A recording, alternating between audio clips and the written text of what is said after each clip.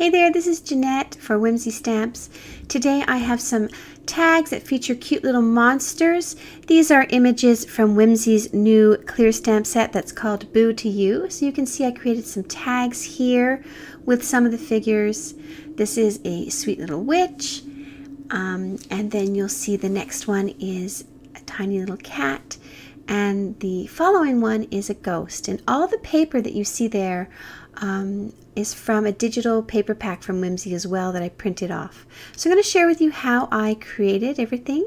So I have my Misty and I'm using some Strathmore BRISTOL paper and Ranger archival ink in black, and then I'm just sprinkling over some clear embossing powder and I'm going to heat set that. You can see it darkened up there.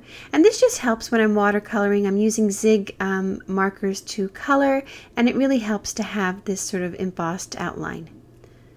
And I just inked it up a few times there to make sure it was nice and bright. And I wanted to share with you, you can see sort of the difference between the one that's heated up and the one that's not. So I just continued to do that for all of the figures, and then I started coloring everything in. So I have everything set up here. I have a glass of water. I have the different markers that I think I'm going to be using. And you'll see the numbers of each marker set that I'm using to color. They'll be listed as I color, so you'll know what I'm using. And I like to start with my darker color and then blend it out with the lighter color here, just bringing it down. And I do leave some of the image still uncolored.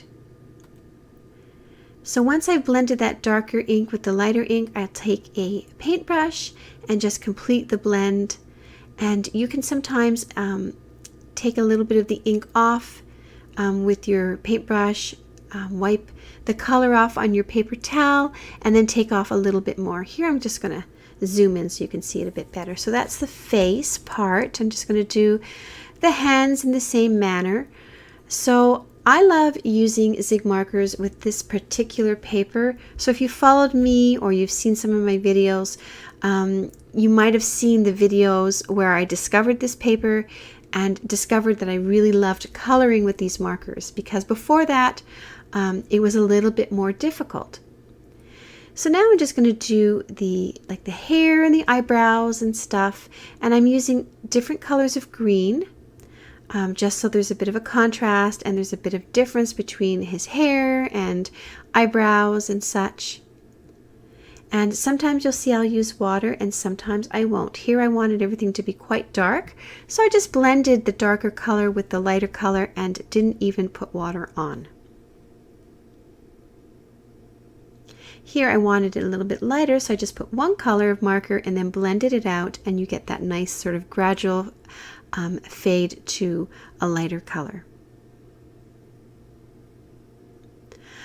So as I was saying before about the embossing, when you emboss something, it sort of has a little bit of a raised edge, and I find that really handy when I'm watercoloring because it kind of creates a little bit of like a tray to keep that water and to keep that ink in the area that you want it to stay in.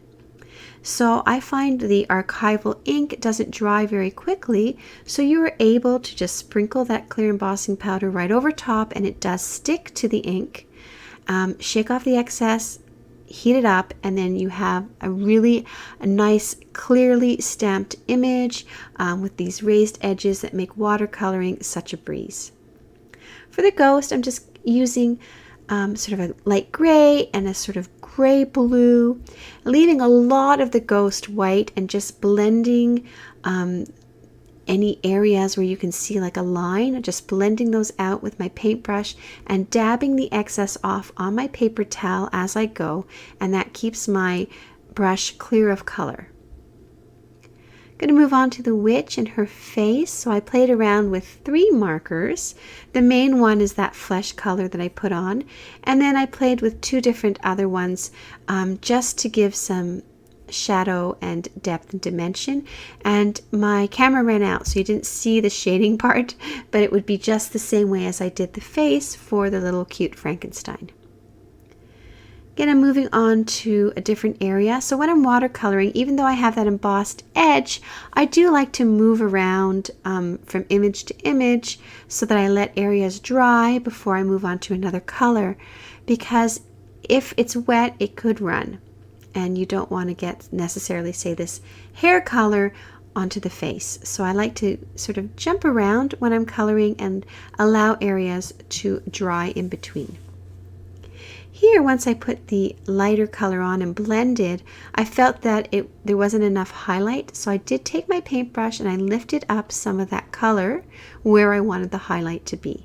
And you can see that brightened it up just a little bit. I'm going to continue with the hat. I didn't use a whole lot of markers for this. I kind of stuck to the same colors for the blacks and the grays for all the images. Worked really nicely. I liked how it all worked out.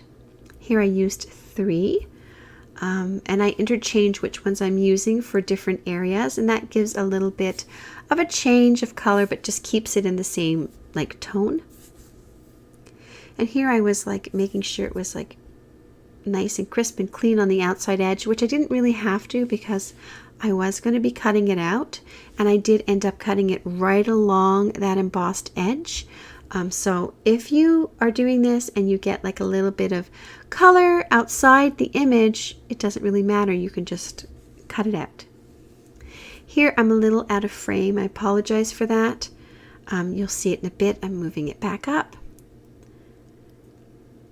So if you haven't used these zig markers,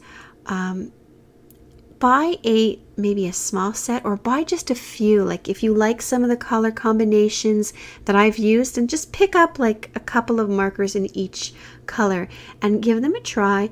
Pick up this paper though, because it is a real game changer, and you'll probably fall in love like I did with the zig markers.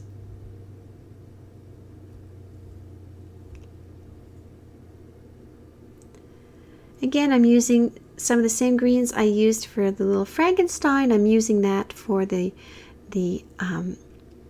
sort of belt and the band around the hat. Here I wanted to create a little bit of shadow on her legs, so I used a gray marker and then just colored every alternate band with the green. Here I realized that I had totally missed this area of hair. I didn't even realize it was there until I finished coloring the coat. I thought this ghost needed some like purple like glasses. I really thought it would look really great, and I really ended up liking how it looked. I just love that his glasses spell the word boo. It's so sweet.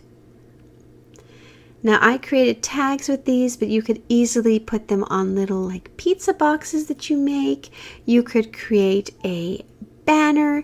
I will leave a link here to some banners that I created with images, and it's really fun to sort of string them over your fireplace or like across your stair banisters. A really fun way to decorate for Halloween because it's things that you created yourself. Just going to finish the little kitty cat here using the same technique and the same markers that I've used in other areas to color up. This was very quickly done. I think this cat is adorable. He would have looked really cute paired up with the witch as well. I did put him on a separate tag, but he would have looked kind of cute with the witch. And they also would have combined really nicely to create like one big scene. If you wanted to do like a trifold card, you could have like the figures on different panels of the card, and then when it unfolds out you have this great scene with these cute characters. That would have been a great way to use this set. I really love this set. It was like so much fun to work with, so much fun to color. If you're new to coloring, you'll love coloring these images because they have lots of open spaces, so you can really play around with your shading. So just finishing up the final touches, and what I did do is I took a white gel pen. This one I tried out was not working, so I had to look in my drawer for another one that was working.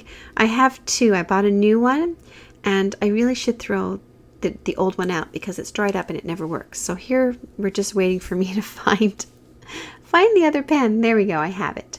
So I just added some highlights to their eyes with the white gel pen. Just here and there, it gives a nice touch of life to their eyes. Now I have some whimsy dies. I have the stitch tag dies. I also have the nested stitched rectangle dies. And for the tags, I just cut out from the printed paper that I did from Whimsy. I printed out papers from Whimsy. And for every tag, I created a back out of black cardstock just to give it a little bit of extra strength. And I'm just adhering the paper to the tag, cardstock tags, and the images I'm putting on with this Nouveau glue, which is a phenomenal glue.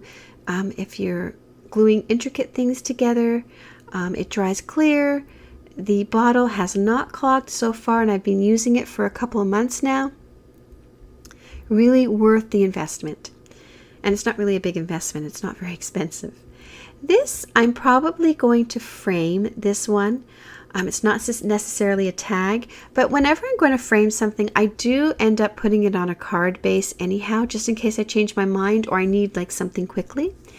So just waiting for everything to dry. I've got those blocks on the figures, and I am just using some black grosgrain ribbon. This is like super old. I couldn't find a link to anything similar, but it was from Stampin' Up, and it's just very plain old black ribbon.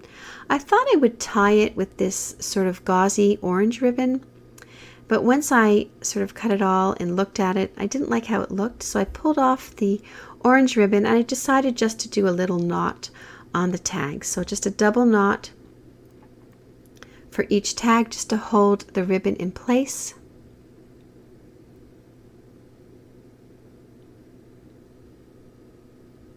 And I'll do that for each of the tags. So basically I just knotted in the front, sort of flipped it around, knotted in the back, and just pulled it taut to create my little knot. And then I did take that Nouveau glue and I added just a little spot in each knot, and that's going to dry clear, but it's going to keep the knot together. So there are my tags all completed. Thank you so much for watching. I hope you've enjoyed this quick little Halloween video. A full list of supplies and links can be found below this video on YouTube, or you can check them all out on my blog. Have a great day.